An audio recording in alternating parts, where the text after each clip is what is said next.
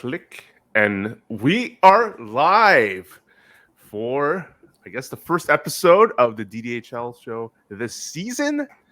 I'm your host, KYT, with frequent guest, Derek Tonin. How's it going, Derek? I'm doing good. How are you? And this time we have a big episode, an important episode. We got the Commish on the show. How's it going, John? It's going great. I am so happy to be part of your inaugural episode. I'm flattered that you thought of me to, episode number 1 of the first ever DDHL podcast. I'm super flattered. I just heard a cry. I don't know which of our kids it was, but it was probably mine. Yeah, oh yeah, it's definitely mine. So you can hear that? Wow. Yeah. You're good. We're just gonna run through. We wanted to have some pre-discussion of some of the possible rule proposals, just so we might be able to get somewhere. So take it away, John. So this is a brand new one. People have asked me to, make the not being able to trade until the draft, so that the fleece doesn't happen before the draft like it did this week. But I'm joking. All right, so here, okay, so I've got categories, kind of. So the first one, playoff composition. I know that you've had lots of discussion about this. So, these are all stuff that have been thrown around. One was reduce it to 4 teams that make the playoffs with no bye. Alternatively, there's been increased to 8 teams. So a 1-week final or 2-week final, 2 weeks for the whole playoffs. Again, no bye. Increased playoff lineups to an extra of all positions. So we would be running 4 centers, 5 centers, 5 left wing, 5 right wing, 7D, and 3 goaltenders. So that would really help people that have lots of depth. Didn't hear about this one. Interesting. Double elimination. So I know we'd had discussions with that, Carr. I'm still blurry on how that would work, the double elimination in the playoffs. And then we would basically, and another option is to remove the final week of the season in our playoffs. So in the NHL, the last week of the season, oftentimes if a team is they've basically clinched the best position they can be in, they're going to sit out their stars, to not get injured, keep them waiting for the playoffs. And that has an effect on us too. If I've got, Cale Makar sitting out the 3 last games of the season because Colorado is so far ahead, then that's, I'm getting screwed in our matchup if I'm in the final. So that was a playoff composition. It also has an effect on the trade deadline. So one thing that I know we've all heard was basically make the trade deadline earlier. So it would be before the NHL trade deadline. So kind of be a coin flip. Does this a good player on a bad team get flipped at the deadline or not? And if the playoffs are expanded to 8 teams or 2 weeks per period, the trade deadline will have to be earlier, because right now there's about a 1 or 2 week gap between the trade deadline and the playoffs start. So that's playoff discussion. Farm rules. So some modifications to the farms. Should we continue with the farm freeze, or should people be able to move young players up and down all the way till the roster freeze after the playoffs? Right now, the farm freezes at the trade deadline. It might help those non-playoff teams better if there's a player that graduates from college and plays 1 or 2 games at the end of the season. Well, they could, number 1 waiver wire could snap him up and put him on his farm. Should non-playoff teams get an extra farm spot? So again, it helps those non-playoff teams. All about parity. So again, an option. And this one, it's kind of surprising how many people kind of were not necessarily proposing this, but complaining about it. Age limits on the farm. Like, so that we don't see like a 27-year-old that's been sitting on the farm for a decade. Derek Blaze. I'm not pointing fingers. I'm not naming names. But yeah, like in general, it's just Kevin Fiala. What the fuck? Yeah. So, but like he's not the only one. Like there's been multiple ones. I just realized that I haven't even plugged in my mic. You sound great. Do I? Okay. All right. Well, then I won't bother with it. Okay. So yeah, those farm rules, transaction and trade changes. Should conditional trades exist? So, a trade of, I'll send you this guy, but if you make the playoffs, you owe me this instead of this, or stuff like that. In the NHL, they have a whole department dedicated to following the conditions. We do not. So it's happened. I know it's happened in the past where we got lucky, where someone made a condition and then traded part of that condition later on. And thankfully, that condition never came true. We lucked out. But had it came true, then it's a whole, nest of bees. And if we do, so if we do keep like the conditions, the involved pick should not be involved in other trades. So basically that, we got lucky, but yeah. One idea that I thought was pretty clever was should keeper spots be available to trade? So let's say, I'm going for it this year. I don't care about next year. I'll trade Carr one of my keeper spots for this year so he can keep an extra player and, include it in part of a trade.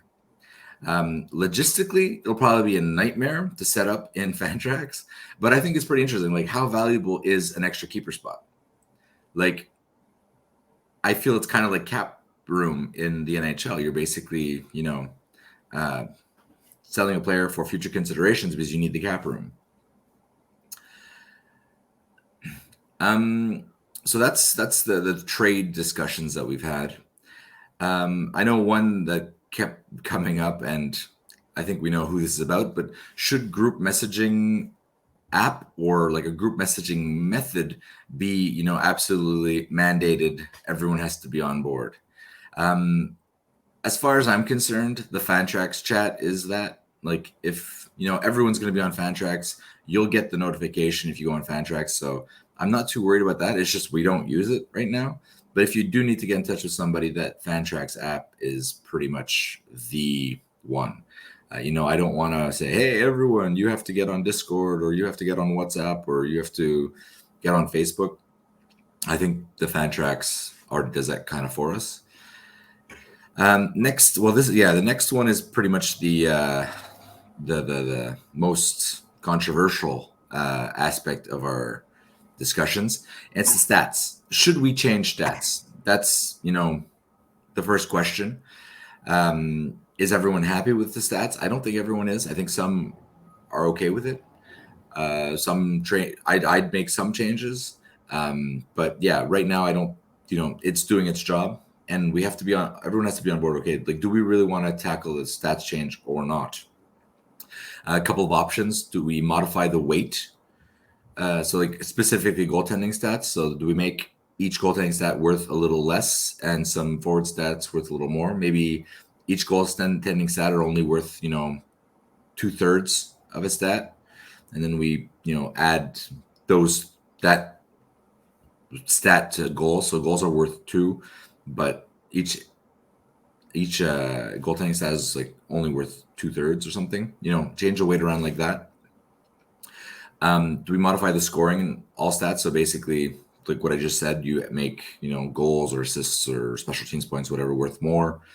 Reduce what goaltending stats are valued.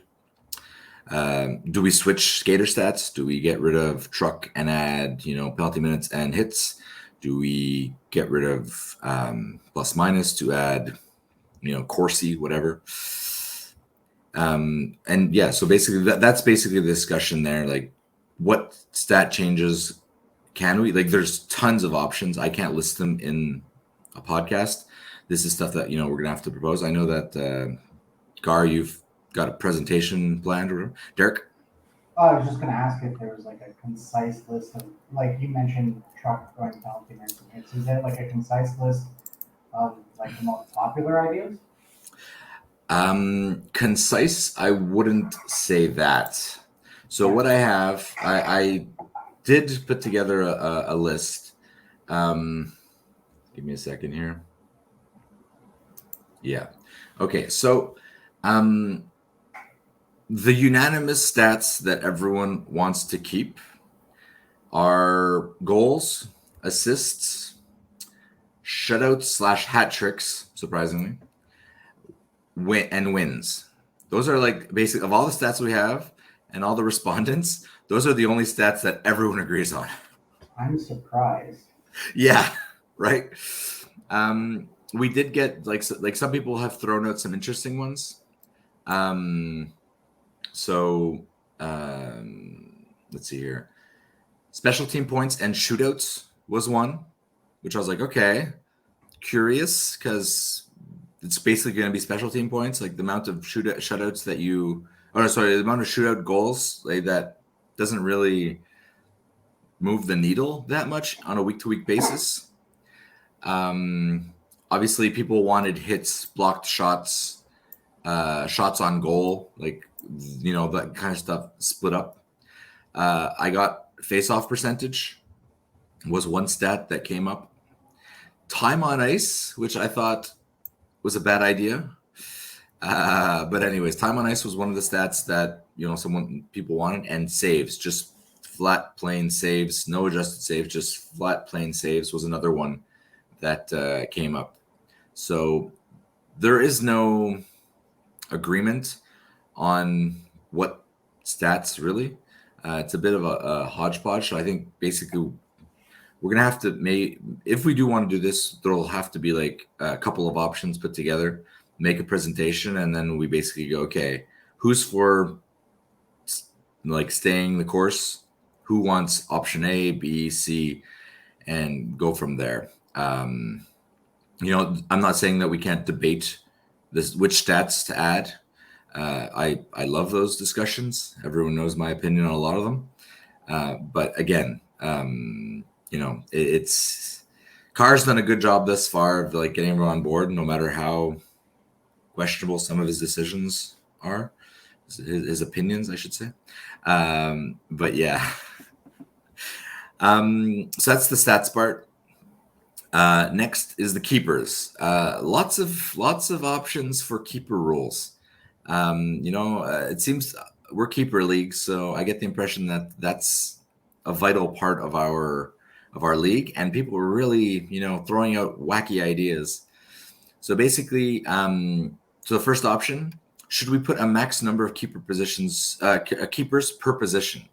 So you're only allowed keeping one goalie, 3 defensemen, and, you know, 2 of each forward or something like that. So it would force people to make difficult decisions. You can't load up on, you know, goalies and have 7 goalies on your keepers or whatever. But yeah, it adds an extra wrench into our plans. Alternatively, should there be a minimum number of keepers per position? Like, you're obliged to keep at least 2 goalies, no matter how shitty your second goalie is. You know, again, it's an idea that I'm throwing out there, Carr. It throws a wrench in keeper plans. Or yeah, the last one is basically a set number of keepers per position. Another one was basically switching it to 11 keepers and 6 farm players, but you can only do it once every 2 years. Yeah, something's like confusing, but basically for a rebuilding team that wants to really load up on young players, you know, and then basically triage them the next year, like see, okay, which one floats, which one sinks. Yep. I mean, it's not. I made a face, but I think if you combine, well, the reason I made a face is because I hate the idea of having to track. Okay, who's done it for this many years? Yeah. But if you just do like a flat rule of 11 keepers and 6 farm, but nobody on the farm can be over age 25 or 20, whatever, right? Then that could work. Okay. Yeah, that's definitely like something we could add to that if it's a way if we want to go that way. I think it's a pretty cool idea for the rebuilding teams. You know, you basically load up on as many young players as you can, and next year you wait and see, okay, which ones sink, which ones swim. So, should there be a maximum number of years a player can be kept by the same team? So let's say you've got Connor McDavid, you can keep him for 6 seasons. Then after that, you are forced to drop him or trade him. You know, that's one that I know. I know one of my buddies that has a cap league. That's actually one of the rules. You can only keep the same player on your team for 3 years, then you got to flip them. So especially in a league like that where the cap is vital, Pasternak was like invaluable. But you can only keep him 3 years. After that, you got to trade him or you drop him. So it creates a little bit of roster, like cycling. And, if you get lucky and you end up with the first overall pick on a year where there's a generational talent, you got a limited time frame that you can basically take advantage of that. Just to be clear, I'm proposing these stats. I do not favor... Like, I'm just proposing. I'm not saying I favor them. I'm not saying I'm against them. But yeah. I can imagine, like, especially with the ones that require a lot more bureaucracy work on your part. Yeah, a little bit. Yeah. Hold on, Derek. Do you have the right mic settings? You sound less good than usual. Well, it's been a long time. Or I mean, on like the StreamYard, is it choosing that one? I don't know.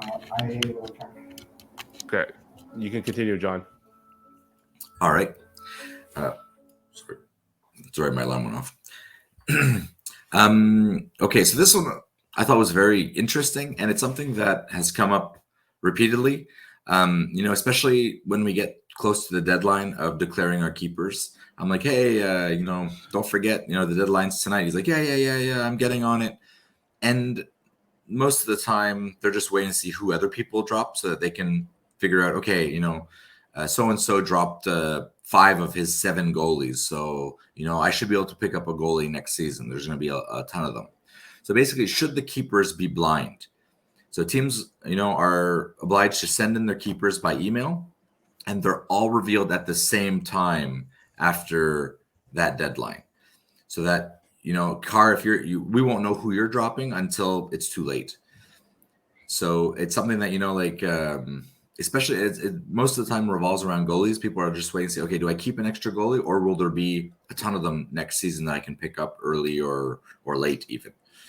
So that's something that has been, I know that people have been doing. They've been waiting to the last minute to see who else drops. And, Blondin's pretty much the first guy to declare his keepers every year.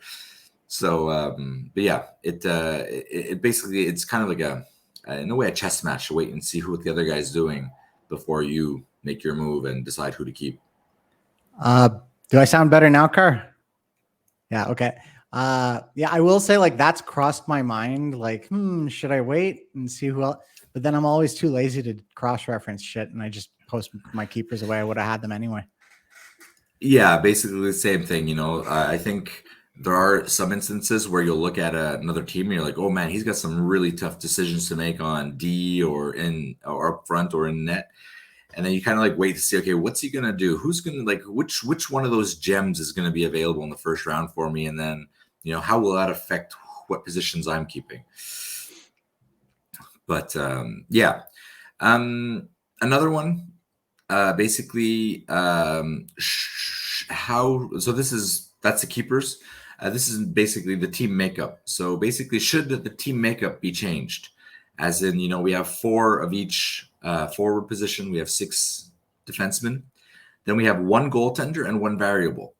So you could add another goaltender to get those stats, or you could add a forward. If you want to really put emphasis on getting those is this actually possible? I believe so. I believe variable is an option, if I'm not mistaken, or like utility player. I think I'll have to double check. Yeah, and but see. utility usually means like a forward. So I don't know if Okay, you could slot a goalie in. that's a It's valid point. it's probably like a reduce the minimum number of goalies that have to be played, add a new max to whatever position. Yeah, that's so. I'd have to take a look at it and see. It's something that came up. Basically, especially if you have a shitty goalie, like okay, you'll lose adjusted saves and wins probably, but you might win Goals save against percentage or goals against. Yeah. yeah. But yeah, and if we do modify the goaltender stats, then that might be an option. I think it'll be really specific. It'd basically be like who was it that was basically playing one goalie and like a third stringer and basically was relying on one person's stats. Except you get the bonus of having an extra forward or defenseman if you have really good defensemen. Another one. So this is more administrational, but should the league commissioner have a limited mandate? Should there be 4 seasons, and then there has to be a vote or two mandates? And Is this your idea, John? What? Yeah. It's not it's not my idea. It's not my idea, but I phrased it this way because it's a question that had come up. Like, do we change? Do we want to change? Who wants it? So basically that. And if we do, how do we select a new commissioner? Is it a nomination process? Is it a vote? Is it basically the only person willing to say, okay, I'll do it? It's a discussion to be had. Some people might think, fuck, like this guy is old and getting gray in the beard. Let's get him out of here and get some young blood in. Jake? That's basically. But then all of our documents will be written in crayons. So basically that's the list that I had. I'm pretty sure you guys probably have some more to add. Thoughts, comments, violent How reactions. do you want to do this, Car? I wrote down everything so I can kind of go through and say what I like and what I don't. But how do you want to do it? Yeah, let's just do that. Mine are pretty quick, so I'll just go first. Okay, so I think in my mind, I just want to vote for things that are because we're pretty status quo. So things I view as the most likely to get through. So I know some people might not see the effects of the last week, but the fantasy hockey should be about putting your best players against the best. And it kind of sucked when Mike only had Austin Matthews for 1 game in the last week, where it should have been 3. So stuff like that. So I think eliminating the last week should be close to unanimous. I mean, a lot of money leagues that I know do that. And again, it's not exciting or strategic that the best players on both teams are not playing. It's just doesn't make any sense. I want to experiment with getting 8 teams. I want to see if we get better 8 teams in the playoffs, 2 weeks each, just because I want to see if that increases some exciting, trash talk, 1 against 8, memes, anything. So that's one I'm leaning towards. And lastly, for the categories, the thing I feel like people are the most happy getting rid of, or they talk about getting rid of, is penalty minutes.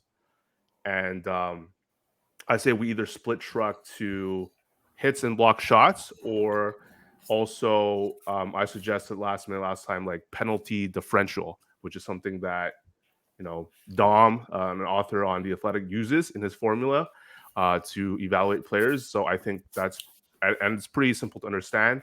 So at least you're rooting for players that can draw penalties and stuff like that. And now I've come around. I used to think that penalties are good because of how easy it is to select certain players.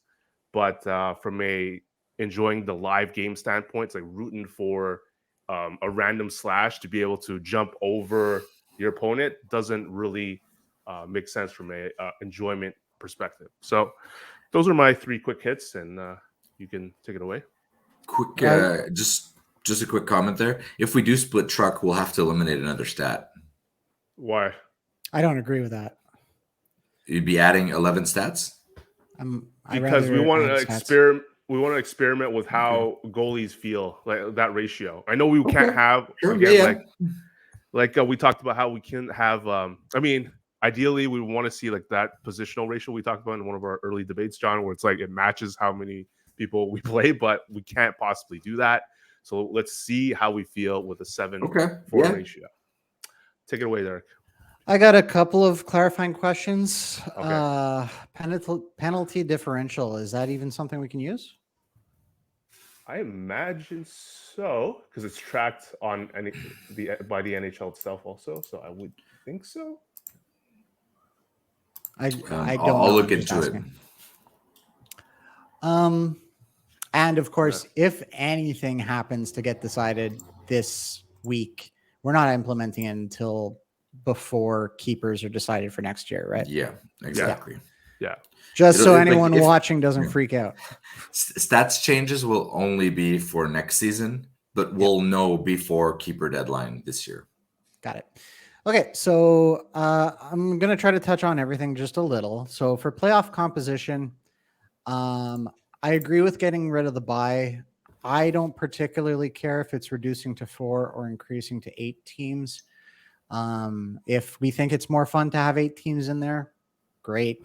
If someone's really got a hang up on moving the trade deadline, I'm okay with just having 4 teams. Removing the final week, I've never made the finals, so if you feel like it will make it better, let's do it. Double elimination, I'm against. I just don't think that's hockey, at least not the NHL hockey we like, so I don't want it. Farm rules. I like the idea of playing with the farm rules to some degree. And if we're all talking about making the playoffs more fun, I say, playoff teams get unlimited use of their farm. It's not going to bother anybody who's knocked out of the playoffs. So just let them have at it and just make sure they get them back on the farm for keeper time. Increases options, increases fun. I don't know. It's an idea. Okay. Should non-playoff teams get an extra farm spot? I'd appreciate one, but let's see what everyone wants. Age limits on the farm, I'm a huge fan. And I'll tell you why as quickly as I can. If we say, let's use 25 as a good example, because if you're 26, you're not exactly a young prospect anymore. You should be in your prime. If a team is hoarding guys and they all get to be 25 going on 26, then they might have to drop some potentially valuable keepers to keep these guys. And that could improve the teams that haven't yet fully developed and need help. So it would make the draft a little richer. And I think that's a good idea. Transaction and trade changes. Conditional trades, basically if you want to use a condition, then that condition can't be traded. That I'm on board with that. Let's keep it simple and clean. Let's cut out the horseshit. And no secret conditionals. It has to be in a post we can reference. Yeah, nothing. I agree with nothing that, under the 100%. table that's going to cause a mess at the draft. And should keeper spots be available to trade? I'm okay with that idea, but it has to get well documented once again. Group messaging, I'm okay with what you said, John. I would love it if everybody was in the same place and it was easy and we all checked it. I don't think any solution we come up with is going to do that. I think someone's always going to ignore something. So, stats. I am not in favor of reducing goaltending importance as much as either of you, I think. Of course, changing truck to block shots and hits and even penalty minutes I'm okay with, but we could drop penalty minutes if not. I've come around to saying okay to adding shots as a category. I'm okay with going over 10 categories though, of course. And yeah, the exact makeup of the stats, I feel like we're going to still argue for this for another 2 years. So I'm not going to focus on that anymore right now. As far as keeper rules, I like the idea of maximums, not minimums. I think you shouldn't, if you don't want to keep a goalie, that's up to you and you're going to have to suffer through the draft hoping you draft one. So I don't like minimums, but I do like maximums because it makes the draft richer. As far as 11 keepers and 6 farm, like I said, only if it comes with something like an age limit on the farm, so you can't just hoard guys forever. I love the idea of a max number of years for a keeper. I think 3 might be a little short for our purposes. But like, we already have Barry tracking things in Google Sheets. He could track this for us, right? Let me just when just about that, I was thinking like 6 to 8 years, kind of like an NHL contract.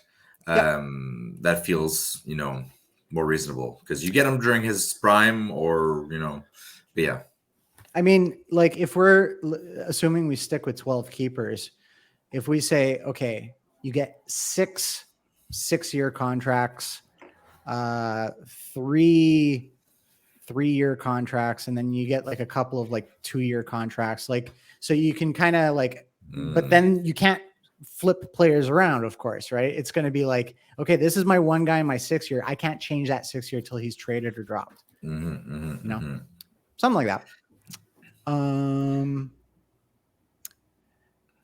Should keepers be blind? I don't think it makes a difference. And allowing a flex team, that's all I'm gonna say. You mean a flex player? Yeah, flex, like a utility spot. Like, I'm fine with it, but also like, if someone does, like, if someone has Shesterkin, and like he's dominating in half of the goaltending stats, and then that allows him to play like a really good forward as well, I could see that getting gamed, and I don't know if I like that. Yeah. Okay. Yeah. Do you have any stats, any changes that you'd like to bring up or be voted on, or? Carr, I need a moment. I mean, I think I joked with Gabi and Gas that like Derek mentioned, maybe only the 3 of us would complain about the last week thing because all 3 of us played the finals in the last 2 years, and Bob or Vasilevsky played 1 start or whatever in the last week, and yeah. Austin Matthews and some of Mike's best players were just like 1 week. Like the Maple Leafs were resting people, and so was Colorado. I think McKinnon was also being like, there was a bunch of players, and I hope people can just trust us. All 3 of us are unanimous on this that we should not use the last week. Yeah, that's the main one that I want passed because it does. Basically, like that's been bothering me for like a decade because I went through that like a decade ago where half my forwards were all benched in the playoffs. So yeah, that I totally get that. The one issue that brings up is that if we do that, modifying making the trade deadline earlier to start the playoffs earlier is going to have to be changed also. Right. Because, unless we want to do like the trade deadline, like on the eve of the playoffs starting, which, and at that point, who's making and who isn't. Yep. Last we polled people, I think we brought this up, people seem to be open. And I think when I think about it, it's like, there's some things where you can say, oh, it adds some random fun. But here it's like a case where like, all your good players that you worked hard to keep or to trade for are not usable. Like trade deadline moving earlier, you could argue, hey, it's fun. Good things can happen to some teams. Bad things can happen on the trade deadline. It's not something that is unfun that actually happens, which is your star players, your best players not playing and fighting to win the championship, the coveted DVHL championship. So to me, this should be hopefully an easy vote. And that's the one I want to bring up because I think it's going to pass the fastest. And would that be to be implemented this season? I would do that immediately. Yeah. Okay. We can discuss that at the draft. Have a vote shortly thereafter. I like a lot of the stuff like I said that we talked about for the farm. I think age limits is definitely something we should look at doing. I've been throwing out 25. I don't know if that's a good number, but it seems like a common sense number to me. I don't know. I personally find 25 is a little late. We could do like on 23, on a farm. 24. Like you figure he's on his second or third contract by that time. You know, True. but yeah, I find 2025 is late. There are late bloomers, but honestly, if you're picking up Metzer Dausch to put on your farm, like I don't know. But yeah, I think 23 makes a little bit more sense to me. 5 years in the league or 5 years as a professional. You have a good idea, and you can't stash them then. You know, like I can't remember who was it. Jamie Benn. How old was Jamie Benn when he came off the farm? Do you remember, Car? Sounds like Derek again. But it's like, anyways. But what's interesting to me, like I love a lot of these ideas. Like the one that Derek points out is making me go, like I need to think a bit more. But like the farm, like for me as someone who doesn't stash, it has made for interesting decisions, right? Sometimes we're like, do I bring this guy up to try to win, or do I keep him because of the freeze, right? So yeah, back to the freeze, whether that is more fun or whether that's a fun and interesting decision at the farm freeze deadline, I'm not sure. Like it's been interesting. Where I'm like, oh, Kaprizov, he's rookie of the year season. Maybe he sucks next year, but he's doing too good. I have to bring him up, or like, and Yeah. I'm forced to keep him. One thing that's yeah, exactly. You know, and I'm kind of with you. If my player, if I have a player on the farm who's going to make one of my forward positions or defense positions or goaltender positions better, I'm bringing him up. I'll find someone else to stash on the farm, even if he's not as valuable a keeper. One thing that this might have a negative effect on is goaltending keeping, because oftentimes goaltenders aren't actually number ones until they're 24, 25, maybe even 26. So, you know, we'll see. But it's something to throw out there. We can take a look and see, okay, you know, he's like, what, Husso's 27? He became a starter last year. Yeah. So he could have, you know, been stashed on the farm for a while because he hasn't been a starter until like, you know, recently. So it could just be like for skater positions, it's 23, and for goalies, it's 26 or whatever. Yeah. So that's an option. But then, of course, it's going to be weird having Calvin with 4 goalie keepers, farm keepers. Yeah. Speaking of which, Max we kid Calvin. We're just bugging you, man. A goalie guru. I mean, he knows goalies better than anyone, so of course he should have the most. I love you, Calvin. I do. But speaking max number of keepers per position. If every team can only keep 1 or 2 goalies, that opens up the draft a lot, doesn't it? Yeah. No, I agree. It's an option, but it kind of handcuffs some teams that are going in a specific, you know, build, a specific type of, you know, like because defensemen, very few people will keep that many defensemen. You know, usually 2, 3 if they're like exceptional. So yeah, so basically, you know, that's how you'd be going. Like if you're maxing out goaltending, then maybe more defensemen get kept. So there's less of a depth of that at the draft. True, but like, so right now it's unlimited, right? And some guys kept 3 goalies. That is like the unique circumstance where you're keeping a guy who will be on the bench week 1. Agreed. You know? Agreed 100%.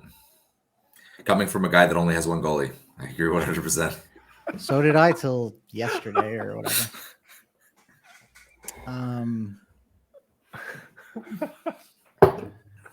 Well, I say that I have 2 goalies. I have a starter and I have Detroit's future starter. Yeah.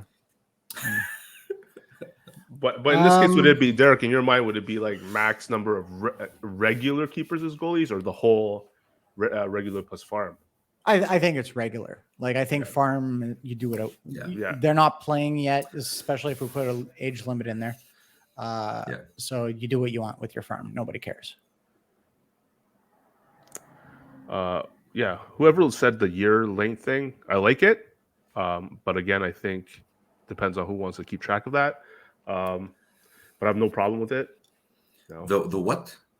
The year. Okay, the amount maximum of years. Yeah. Okay. I mean, Yeah. I just want to shout out whoever came out with it. I like the idea, but I think not someone needs to keep track of it, and that's the big. Like I feel, like it's kind of realistic in the NHL sense. Like, let's say Mike is, his team is good. He's going, he's like second in or first in the league going towards the trade deadline. And Connor McDavid's contract is up, like either he trades him for a probably not as good asset, obviously, for his playoff run, or he loses him for nothing. Like that's a decision that he's forced to make. Like lots of NHL teams are forced to make. Like, I don't have the money to keep this guy, so I'm losing him for nothing. Do I keep him for my run or do I flip him for a first? So it kind of it would make it interesting, and I can only imagine the heartbreak in a position like that. Like, you're stuck, but it adds it's the same for everyone. Obviously the players with the teams with better players are going to be more affected by it. But yeah, I thought it was a neat little wrench to throw around. I mean, I love it. I think it'd be a little bit of work to set up something in Excel to kind of track it automatically. But I think that is the most radical change that we're talking about because, Connor McDavid is the example. You draft him expecting you're going to have him for like 18 years on your team. And all of a sudden you got to drop him in a couple of years. And that's just it. Like it gets to the point, like, let's say there is that generational player like Connor McDavid, if you're drafting first overall, your team isn't great. Usually it's a pretty, you're down in the dumps. Now it does happen where that flips pretty quickly, especially with a player like Connor McDavid. But if you're only going to have him from his age 18 to 24, or, do you draft him or do you, draft someone else and try to flip straight for him when he's 23 or something, I mean, if we're fleshing out the whole idea of it, I think contracts don't apply to the farm system. So you only have to contract the guy when he comes out of the farm. True. So like a Connor McDavid would still be that question of like, I'm still going to lose him when I'm 24 because of course I'm playing him right away. But if you have Jamie Benn or something, then you pull him up when he's 23, you put a 6-year contract on him, you have him until he's 29, and then what happens? But you at least got like 10, 11 years of him on your team. Yeah, that's true. Yeah. Actually, I think we want to explore the best contract rules that work the best with I'm looking at it now, like some inbuilt contract that they have on Fantrax. So whatever would be easiest to manage. So I see, I don't know, John, if you've looked at this, but there's initial contract duration, which is this is the number of years initially that player's contract lasts for when that player is drafted. For more details, read the help, whatever. And then there's like a bunch of different. So we could have Fantrax manage the whole thing. That's great. So we'd have to make rules conducive to their options if we do that. It does take a little bit of work away from Barry, though, unfortunately. I mean, yeah, but it also increases John's workload because then all these people are going to be like, wait, can I do this? But it's within the system versus some of our rules that like aren't actually written, right? So, or handled by Fantrax. Yeah. So there's that. The fact that there's actually some sort of system inside. So we should take a look at that. I did look up penalty differential. There doesn't appear to be anything about it in Fantrax. It seems like too much of an advanced stat for Fantrax to track well, was my impression. It's like, we a few of us have said, let's use takeaways. And it sounds great, but then the numbers aren't consistent. And there's the only differential is goal differential, and that's a team stat. Which No, I can get it for us. I'm sure.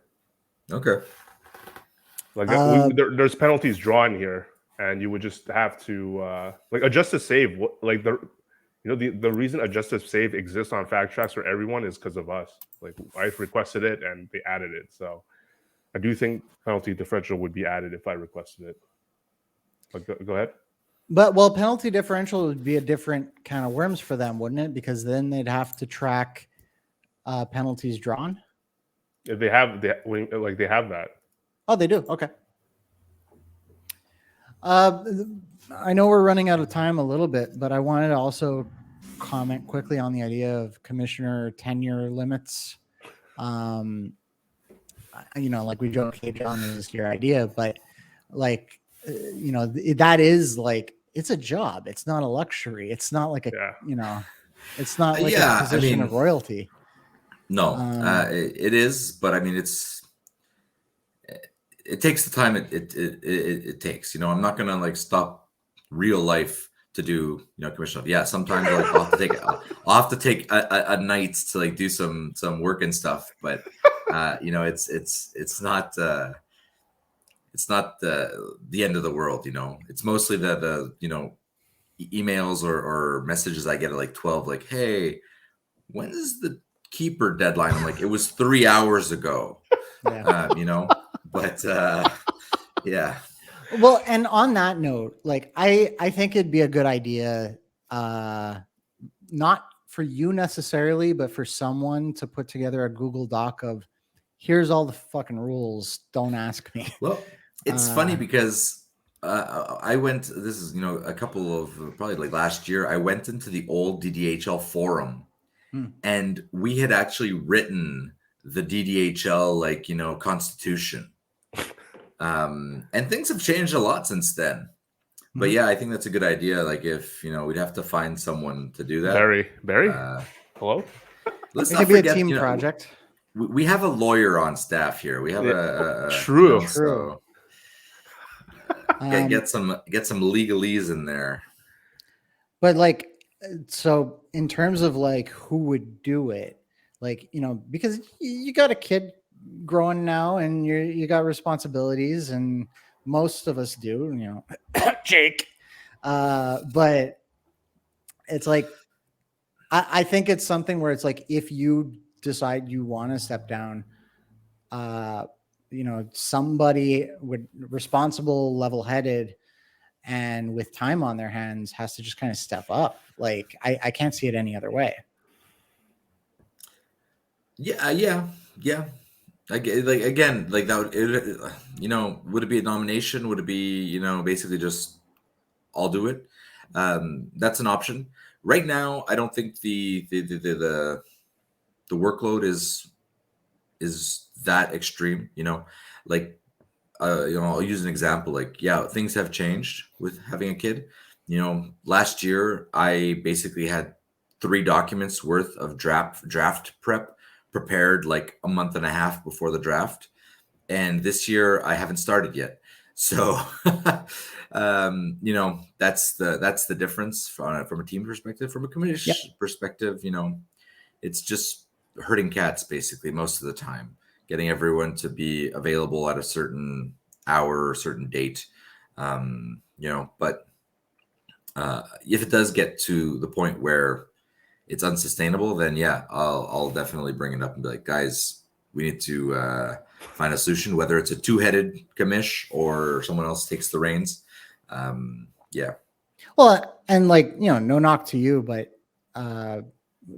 Barry does a lot of the draft prep with the sheets and trades and all that kind of stuff. And he's my Bill Daly. Yeah. Mm-hmm. Okay. Yeah, with more hair. I do think it's obviously, since being the first one, it's a sort of thankless job. I think you've done an exceptional job. I look back at my time where I was a lot younger, made a lot of possibly had to make some decisions, like controversial decisions. like even you had to decide like, okay, Gabi or whoever found out like after roster freeze that he wanted this guy before then. Like sometimes you have to make these tough, annoying judgment calls and stuff like that. And I've had to do that in the past, and they were some I've definitely made mistakes on. I know I pissed off Blondin on occasion, so it's tough. It can be really tough. Yeah, it is, and uh, it's one thing to have like these set in stone rules. What I try to do most of the time when there's special situations like that is like, okay, has an unfair advantage been created? Or, would this it happened last year where someone accidentally clicked on the wrong player and he ended up dropping his best player instead of like a replacement player. And he's like, dude, like, can you just reverse this? Because I did not mean to do that. Well, that's just it. I'm not gonna be like, no, fuck you. Like, you're last in waiver wire. We're gonna let someone else have your best player. Like there's not an unfair. It's a mistake. And so there's no unfair advantage. So most of the time, I try and do that. Now, if someone is 48 hours or a week late on declaring their keepers, then yeah, I'm sorry, but I'm choosing your keepers for you. I'm not gonna be a dick and choose your worst players, but I'm gonna choose the players that I think you should have kept, which historically, when I look at everyone else's keepers, is not what they usually would do. Sometimes people post their keepers. I'm like, what the fuck are you thinking? But anyways. Oh, Derek, this has to be a segment in the first Derek Tonin show. What are you doing on some of the keeper choices? Well, I don't know. I'm going to get fingers pointed at me for trade decisions. Only by the expert. Only by the goalie expert. So, like, are votes going to be happening at the draft, or is this really just a discussion for future weeks? I think that the draft will probably just be chatting, discussing, debating. I keep it lively while people are waiting to take their picks and stuff. An official vote will be probably on Facebook or whatnot shortly thereafter. Maybe a Google Doodle or whatever they call there. Basically just a few questions like what we want to vote on. Right now, I think we have 3 topics to vote. Or 4 topics. So eliminate last week of playoffs, expand to 8 teams in the playoffs, split truck to block shots and hits, or add penalty differential if possible. Obviously, that one will be for next season. It won't be for this year. Yeah. And then the age limits on the farm, which will also be probably for the will be for the keepers at the end of the year. Okay. And then we have to age limit. Like, is it 25 period or is it 25 when keepers are declared? So if he's 25, on whenever June, whatever, or July 5th, when keepers are declared, and he turns 26 on July 6th, is that still okay? I think when keepers is declared is fine if we set a permanent hard date. Like if the keeper, it's always a week after free agency. So this year free agency is supposed to be on July 1st, so it'd be July 8th. So most of the time it'll be July 8th unless we have another pandemic and they fuck up the schedule again. But yeah, monkeypox, man, monkeypox is getting big, and they got Ebola back in Africa. You say that with a smile on your face. It's exciting.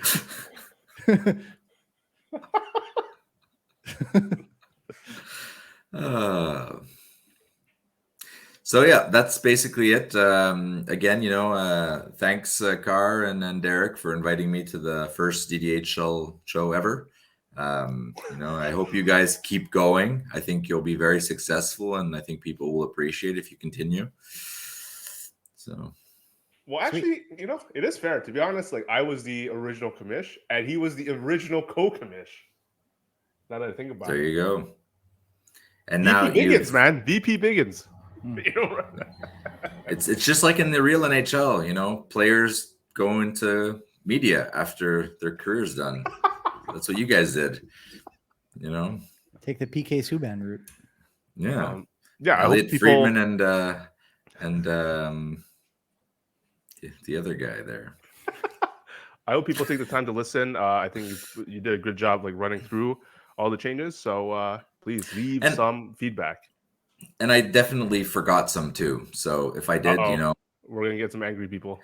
probably, but that's fine. Those are the ones that I wrote down, that I jotted down on my list. So there might be some that were like, oh, but I didn't mean this, I meant this instead, and that's fine. We can discuss that. So Yeah, like we didn't set anything in stone here. no. All right, off to our real jobs, me and John. Yep. So Me too. see? Nighty night, Derek. All right, later. Take Take care, care. guys. Have a good one.